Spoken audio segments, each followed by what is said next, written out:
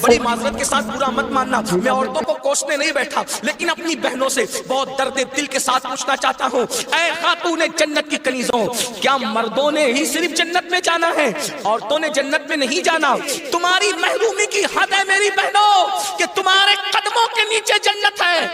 اللہ کے رسول فرماتے ہیں الجنت تحت اقدام الامہات، جنت تمہاری ماؤں کے قدموں کے نیچے ہے، لیکن ساتھ ہی حضور نے یہ بھی فرمایا کہ میں نے جہنم میں سب سے زیادہ اگر کسی کو دیکھا ہے تو عورتوں کو دیکھا ہے۔ آج بیٹیوں کا حال یہ ہے، اب بیٹیاں قرآن کہاں یاد کرتی ہے، اب بیٹیاں حدیث کہاں یاد کرتی ہے، اب بیٹیاں دین کہاں پڑھتی ہے؟ یہ تو گانے سنتی ہے، یہ تو سیریل دیکھتی ہے، یہ تو فلمیں دیکھتی ہے۔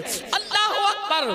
قوم کی جو بیٹی بالغ ہونے سے پہلے سیریلوں میں بھاگنے اور بھگانے کے مناظر دیکھے گی، قوم کی جو بیٹی جوانی کی دہلیز پر قدم رکھ کر فلموں میں زنا کے مناظر دیکھے گی، پھر وہ گندگی نہیں کرے گی تو کیا کرے گی؟ وہ جرائم نہیں کرے گی تو کیا کرے گی؟ اے خاتون جنت کی کنیزوں، جب اللہ کے دین کو تم پیٹ کے پیچھے ڈالو گے تمہیں رونے کو مزدور نہیں ملے۔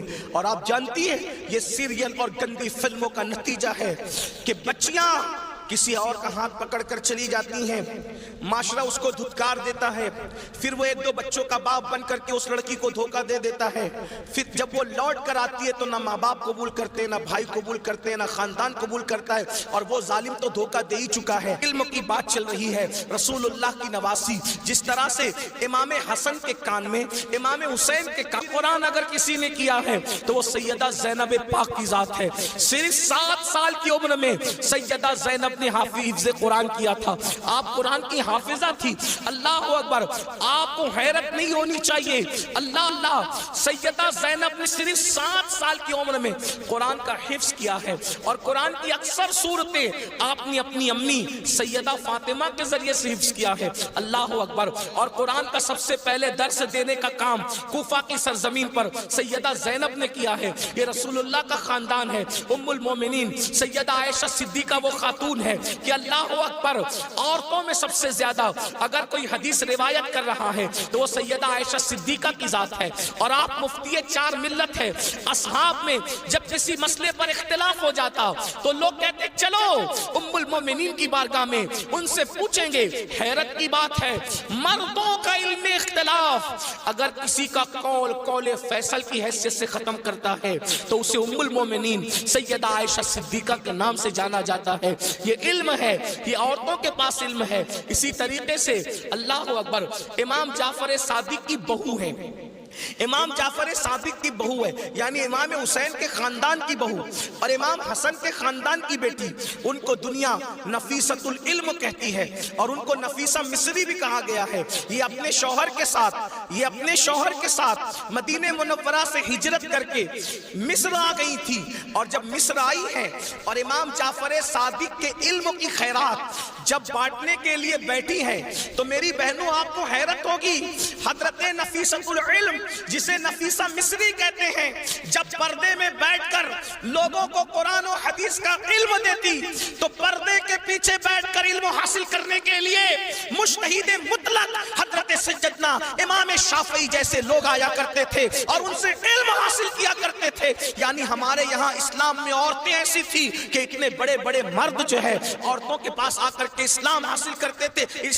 علم دین حاصل کرتے تھے، اسلام کا علم حاصل کرتے تھے۔ پردے کے پیچھے سے گویا کہ نفیسۃ العلم نے، نفیسہ مصری نے ام المومنین سیدہ عائشہ صدیقہ کی یاد کو تازہ کر دیا تھا۔ میری بہنوں آج وہ کہاں گیا معاملہ؟ آج تو عورتوں کا مطلب زیورات سے محبت، عورتوں کا مطلب نئے کپڑوں سے محبت، عورتوں کا مطلب شادیوں میں شرکت سے محبت، عورتوں کا مطلب بازار میں گھومنے سے محبت، عورتوں کا مطلب جو وہ فلموں سے محبت۔ عورتوں کو دین سے تعلق کیا رہ گیا؟ بڑی معذرت کے ساتھ برا مت ماننا، میں عورتوں کو کوسنے نہیں بیٹھا، لیکن اپنی بہنوں سے بہت درد دل کے ساتھ پوچھنا چاہتا ہوں، اے خاتون جنت کی کنیزوں، کیا مردوں نے ہی صرف جنت میں جانا ہے؟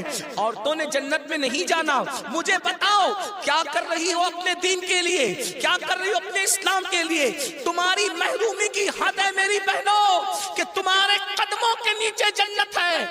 اللہ کے رسول فرماتے الجنت تحت اقدام الامہات، جنت تمہاری ماؤں کے قدموں کے نیچے ہے، لیکن ساتھ ہی حضور نے یہ بھی فرمایا کہ میں نے جہنم میں سب سے زیادہ اگر کسی کو دیکھا ہے تو عورتوں کو دیکھا ہے۔ مجھے بتاؤ، آج نماز سے کوسوں دوری، مذہب سے کوسوں دوری، اس لیے جامعۃ المصطفیٰ کا قیام اس لیے عمل میں آیا ہے تاکہ بھولے ہوئے سبق کو یاد دلایا جا سکے، بھولے ہوئے سبق کو یاد دلایا جا سکے، بچیوں کو علم کا زیور دیا جا سکے، بچیاں علم حاصل کریں، پرانا دور دہرائیں، پرانی تاریخ یاد دلائیں۔ لوگ کہتے ہیں تاریخ اپنے آپ کو دہراتی ہے، دنیا آج کہہ رہی ہے بیٹی بچاؤ بیٹی پڑھاؤ، 1450 سال پیچھے ہے دنیا اسلام سے، دنیا آج کہہ رہی ہے بیٹی بچاؤ بیٹی پڑھاؤ۔ میرے نبی نے 1450-1500 سال پہلے بیٹی بچا کر بھی بتا دیا اور بیٹی پڑھا کر بھی بتا دیا۔ اللہ کے رسول نے بیٹی بچایا تو ایسے بچایا کہ بیٹیاں ان کے آنے سے پہلے زندہ دفن ہوتی تھی، مگر ان کے آنے کے بعد بیٹیوں کو دفن نہیں کیا گیا بلکہ بیٹیوں کو ماتھے کا جھومر بنایا گیا۔ اگر آج دنیا میں کوئی بھی مذہب کا آدمی بیٹی چومتا ہے تو یہ صدقہ ہے مصطفیٰ جان رحمت کی آمد کا، یہ میلاد مصطفیٰ صلی اللہ علیہ وآلہ وسلم کا صدقہ ہے۔